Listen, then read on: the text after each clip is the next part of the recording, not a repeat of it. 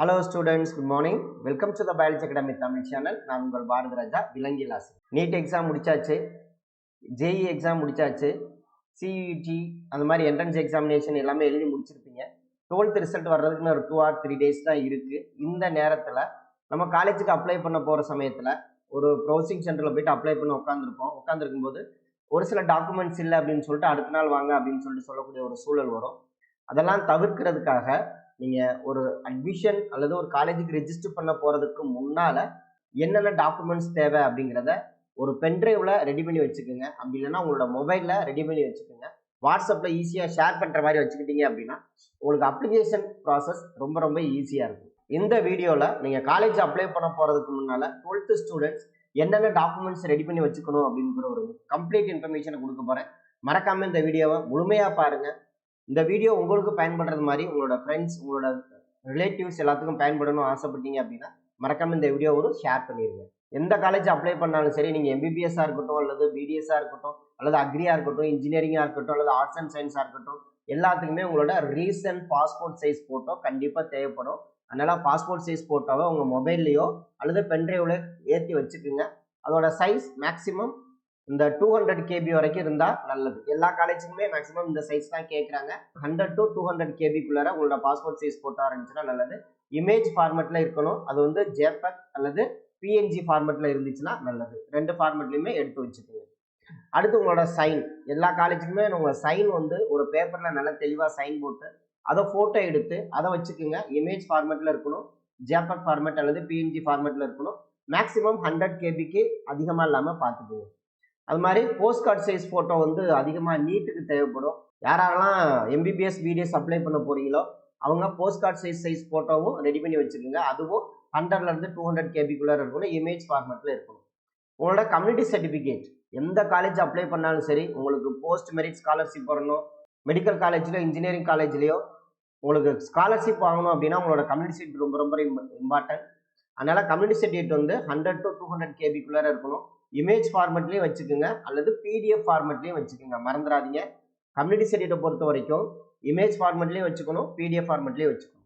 அது மாதிரி Tamil Nadu state board கவுன்சிலிங்கில் நீங்கள் அப்ளை பண்ண போகிறீங்க, ஒரு அக்ரி அப்ளை பண்ண போகிறீங்க, எம்பிபிஎஸ் அப்ளை பண்ண போகிறீங்க, தமிழ்நாடு கவுன்சிலிங்கில் ஏதாவது ஒரு கோர்ஸ் அப்ளை பண்ண போகிறீங்க அப்படின்னா உங்களுக்கு வந்து பிசி சர்டிஃபிகேட், பிசி முஸ்லீம், எம்பிசி, எஸ்சி, எஸ்சிஏ, எஸ்டி இதில் நீங்கள் எந்த கம்யூனிட்டியில் வரீங்களோ அந்த கம்யூனிட்டி சர்டிஃபிகேட் நீங்கள் வச்சுக்கணும். ரீசெண்டாக இருக்கக்கூடிய கம்யூனிட்டி சர்டிஃபிகேட்டாக இருக்கணும்.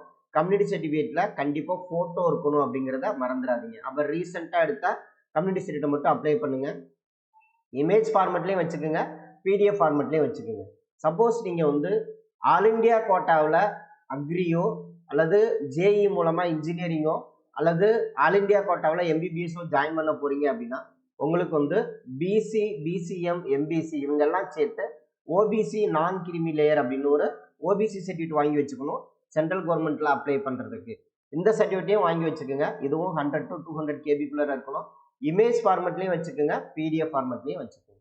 அடுத்து உங்களோட 10th மார்க் ஷீட் கண்டிப்பாக ஒரு பிடிஎஃப் ஃபார்மெட்லேயோ அல்லது இமேஜ் ஃபார்மெட்லேயோ வச்சுக்கோங்க. 12th மார்க் ஷீட்டு கண்டிப்பாக வச்சுக்கோங்க. 12th மார்க் ஷீட்டு இப்போ ரிசல்ட் வந்தோடனே உங்களுக்கு கன்சாலிடேட்டட் மார்க் ஷீட் வந்துடும். அந்த கன்சாலிடேட்டட் ப்ரொஃபஷனல் மார்க் ஷீட்டை எடுத்து பிரிண்ட் அவுட் போட்டு வச்சுக்கோங்க. அதை இமேஜ் ஃபார்மெட்லேயும் பிடிஎஃப் ஃபார்மெட்லேயும் வச்சுக்கோங்க. உங்களோட பர்த் சர்டிஃபிகேட் கண்டிப்பாக தேவைப்படும், வச்சுக்கோங்க. நீட் அப்ளை பண்ணுறதுக்கு, எம்பிபிஎஸ் அப்ளை பண்ணுறதுக்கு தேவைப்படும். உங்களோட டிசி கண்டிப்பாக ரெடி பண்ணி அதை வந்து இமேஜ் ஃபார்மெட்லேயோ பிடிஎஃப் ஃபார்மெட்லேயோ வச்சுக்கோங்க. அது மாதிரி அட்டண்டன்ஸ் சர்டிஃபிகேட், தமிழ்நாடு கவுன்சிலிங்கில் ஆர்ட்ஸ் அண்ட் சயின்ஸ் அப்ளை பண்ண போகிறீங்க அப்படின்னா உங்களுக்கு அட்டண்டன்ஸ் சர்டிஃபிகேட் தேவைப்படும். நீங்கள் 12th படித்த ஸ்கூலில் போய் கேளுங்க, அட்டண்டன்ஸ் சர்டிஃபிகேட் கண்டிப்பாக கொடுப்பாங்க. அதை இமேஜ் ஃபார்மெட்லேயும் பிடிஎஃப் ஃபார்மெட்லேயும் மாற்றி வச்சுக்கோங்க.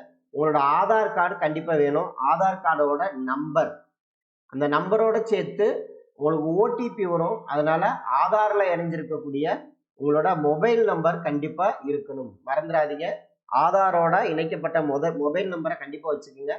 அந்த ஓடிபி வந்துச்சு அப்படின்னா ஓடிபி சொல்கிற மாதிரி இருக்கும். ஆதார் கார்டையும் இமேஜ் மற்றும் பிடிஎஃப் ஃபார்மெட்டில் மாற்றி வச்சுக்கோங்க.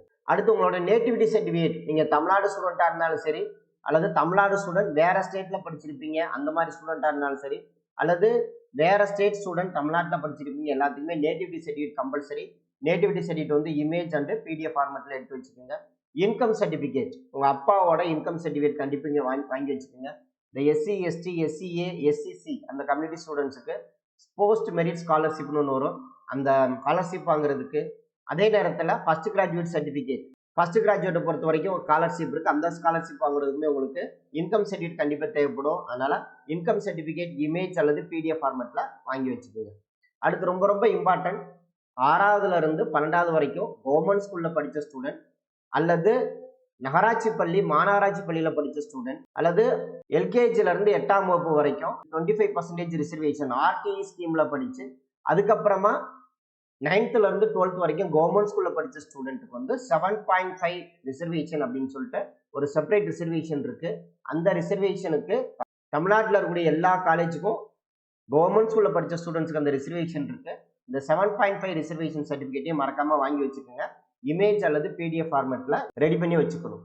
அடுத்து ஃபர்ஸ்ட் கிராஜுவேட் சர்டிஃபிகேட், இதுவும் தமிழ்நாட்டை பொறுத்த வரைக்கும் எல்லா காலேஜுக்கும் தேவைப்படும். ஃபர்ஸ்ட் கிராஜுவேட்டுக்கு தனியாக ஸ்காலர்ஷிப் இருக்கு. இந்த சர்டிஃபிகேட் அப்ளை பண்ணல அப்படின்னா உங்களுக்கு வந்து அந்த 25,000 ஸ்காலர்ஷிப் கிடைக்காம போயிடும். அதனால மறக்காம ஃபர்ஸ்ட் கிராஜுவேட் சர்டிஃபிகேட்டையும் வாங்கி வச்சுக்கோங்க. இதுவும் இமேஜ் அல்லது பிடிஎஃப் ஃபார்மேட்டில், எல்லா சர்டிஃபிகேட்டுமே இமேஜ் அண்டு பிடிஎஃப் ஃபார்மேட்டில் ரெடி பண்ணி வச்சுக்கோங்க. அண்ட் ஸ்பெஷல் கோட்டா சர்டிஃபிகேட் யாரெல்லாம் சார் இதை ரெடி பண்ணி வச்சுக்கணும்னா, ஸ்போர்ட்ஸில் இருக்கக்கூடிய ஸ்டூடெண்ட்ஸ், நீங்கள் டிஸ்ட்ரிக்ட் லெவல்லையோ ஸ்டேட் லெவல்லையோ அல்லது நேஷனல் லெவல்லையோ நீங்கள் ஏதாவது ஸ்போர்ட்ஸில் அச்சீவ் பண்ணியிருந்தீங்கன்னா அந்த சர்டிஃபிகேட் வாங்கி வச்சுக்கோங்க. எக்ஸ் சர்வீஸ்மேன் சர்டிஃபிகேட் அது பத்திரமா வச்சுக்கோங்க. அடுத்து பிடபிள்யூடி பிசிக்கலி சேலஞ்சர் பர்சன், இவங்க எல்லாருமே எல்லா காலேஜுக்கும் தேவைப்படும். அதனால அந்த சர்டிஃபிகேட் உங்களுக்கு பொருந்தது அப்படின்னா அந்த சர்டிஃபிகேட்டை நீங்கள் இமேஜ் அல்லது பிடிஎஃப் ஃபார்மேட்டில் எடுத்து வச்சுக்கோங்க. அடுத்து ஃபாதர்ஸ் அண்டு மதர்ஸோட கம்யூனிட்டி சர்டிஃபிகேட் நீட்டுக்கு கேட்குறாங்க. அதனால் அம்மா அப்பாவோட கம்யூனிட்டி சர்டிஃபிகேட் ரெடி பண்ணி வச்சுக்கோங்க இமேஜ் அல்லது பிடிஎஃப் ஃபார்மேட்டில். அண்ட் எலிஜிபிலிட்டி சர்டிஃபிகேட் பொறுத்த வரைக்கும் except Tamil Nadu state board student, CBSE, ICSE students, இங்கே தமிழ்நாட்டில் படிச்சிருந்தீங்கன்னா ஒன்றும் பிரச்சனை கிடையாது. வேற ஸ்டேட்டில் படிச்சிருந்தீங்க அப்படின்னா நீங்கள் எலிஜிபிலிட்டி சர்டிஃபிகேட் வாங்கியிருக்கணும்.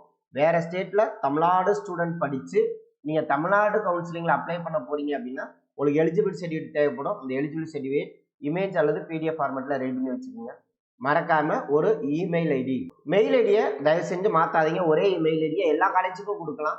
அதனால மெயில் ஐடி ரொம்ப ஷார்ட்டாக உங்களுக்கு ஈஸியாக மெமரபிளாக இருக்கிற மாதிரி வச்சுக்கோங்க. அதே அப்படி இல்லை அப்படின்னா ஒரு நோட்டில் தெளிவாக எழுதி வச்சுக்கோங்க. மெயில் ஐடி அண்ட் பாஸ்வேர்டை மறக்காம எழுதி வச்சுக்கோங்க. அடுத்து மொபைல் நம்பர், இது ரொம்ப இம்பார்ட்டன்ட். 2 மொபைல் நம்பர் வச்சுக்கோங்க.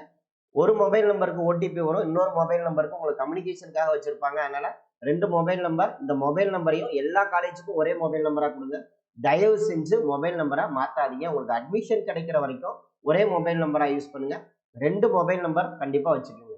எமிஸ் நம்பர், தமிழ்நாடு ஸ்டூடெண்ட்டை பொறுத்த வரைக்கும் எமிஸ் நம்பர் உங்களுடைய டிசியில் இருக்கும். அந்த எமிஸ் நம்பரை பத்திரமா நோட் பண்ணி வச்சுக்கோங்க. ஹால் டிக்கெட், என்ட்ரன்ஸ் எக்ஸாம் எழுதிருப்பீங்க, நிறைய என்ட்ரன்ஸ் எக்ஸாம் எழுதிருப்பீங்க. அந்த என்ட்ரன்ஸ் எக்ஸாம்ஸினோட ஹால் டிக்கெட், அடுத்து போர்டு எக்ஸாமோட ஹால் டிக்கெட், இது 2ஐயும் பத்திரமா இமேஜ் அல்லது பிடிஎஃப் ஃபார்மேட்டில் எடுத்து வச்சுக்கோங்க. இதில் ஏதாவது ஒரு சர்டிஃபிகேட் இல்லை அப்படின்னாலும் இமீடியட்டாக அப்ளை பண்ணுங்க. இதை அப்ளை பண்ணுறதுக்கு உங்களோட ரேஷன் கார்டு, உங்களோட ஆதார் கார்டு, உங்கள் பேரண்ட்ஸோட ஆதார் கார்டு எடுத்துகிட்டு நீங்கள் வந்து இ-சேவை மையத்துக்கு போனீங்கன்னா 15 கொடுத்துருவாங்க. மேக்ஸிமம் 15 நாளில் வந்துடும். இது வரைக்கும் இந்த சர்டிஃபிகேட்லாம் ரெடி பண்ணாத ஸ்டூடெண்ட்ஸ் மறக்காமல் இந்த சர்டிஃபிகேட்லாம் ரெடி பண்ணி வச்சுக்கோங்க. அடுத்தடுத்து நீங்கள் காலேஜுக்கு அப்ளை பண்ணணும். ஒவ்வொரு காலேஜுக்கும் 1000 இருந்து ஒரு 2500 வரைக்கும் நீங்கள் ஆன்லைனில் அப்ளிகேஷன் சார்ஜ் பே பண்ணுற மாதிரி இருக்கும். அதனால் ஒரு டெபிட் கார்டு அல்லது ஒரு கிரெடிட் கார்டு கையில் அப்பாவோடவே வாங்கி வச்சுக்கோங்க. அல்லது அவங்கள்ட்ட இருந்து ஓடிபி வந்துச்சு அப்படின்னா ஓடிபி சொல்கிற மாதிரி ரெடியாக வச்சுக்கோங்க. ஏன்னா எல்லா அப்ளிகேஷனுக்குமே நீங்கள் கண்டிப்பாக அப்ளிகேஷன் சார்ஜ் பே பண்ணணும். அந்த கார்டும் ரெடி பண்ணி வச்சுக்கோங்க. இந்த சர்டிஃபிகேட்டில் எது இல்லைனாலும் இமீடியட்டாக அப்ளை பண்ணிடுங்க. மேக்ஸிமம் 10 days அப்ளை பண்ணிவிட்டு உங்கள் ஊர் விஏஓவை போய் பாருங்கள். கண்டிப்பாக அவங்க காலேஜ் படிக்கிற ஸ்டூடெண்ட்ஸுக்கு ஹெல்ப் பண்ணுவாங்க. இமீடியட்டாக உங்களுக்கு ப்ராசஸ் பண்ணி எவ்வளோ சீக்கிரம் கொடுக்க முடியுமோ அவ்வளோ சீக்கிரம் ரெடி பண்ணி கொடுத்துருவாங்க. டாக்குமெண்ட்ஸ் இல்லாமல் தயவு செஞ்சு எந்த ஒரு ரிஜிஸ்ட்ரேஷனுக்கு போகாதீங்க. அண்ணா யூனிவர்சிட்டிக்கு ரிஜிஸ்ட்ரேஷன் ஸ்டார்ட் ஆகிடுச்சு. 12th ரிசல்ட் வந்த உடனே அடுத்தடுத்து அக்ரிகல்ச்சருக்கு, வெட்டினரி சயின்ஸுக்கு, ஃபிஷரி சயின்ஸுக்கு, ஆர்ட்ஸ் அண்ட் சயின்ஸ், இந்த மாதிரி எல்லா கோர்ஸுமே நீங்கள் அப்ளை பண்ணுற மாதிரி இருக்கும். ஸோ டோன்ட் ஃபர்கெட், மறக்காம இந்த சர்டிஃபிகேட்லாம் ரெடி பண்ணி வச்சுக்கோங்க. இந்த வீடியோ கண்டிப்பாக உங்களுக்கு யூஸ்ஃபுல்லாக இருக்கும்னு நம்புறேன். இந்த வீடியோ உங்களுக்கு பயன்பட்டது மாதிரி மற்ற ஸ்டூடெண்ட்ஸுக்கும் பயன்படணும் அப்படின்னு ஆசைப்பட்டீங்கன்னா மறக்காம இந்த வீடியோ ஒரு ஷேர் பண்ணுங்க. டாக்குமெண்ட்ஸை ரெடி பண்ணுங்க. நல்ல காலேஜில் நல்ல கோர்ஸில் ஜாயின் பண்ணுங்க. All the best. அடுத்த வீடியோவில் இன்னொரு தகவலை பற்றி பேசலாம். நன்றி, வணக்கம்.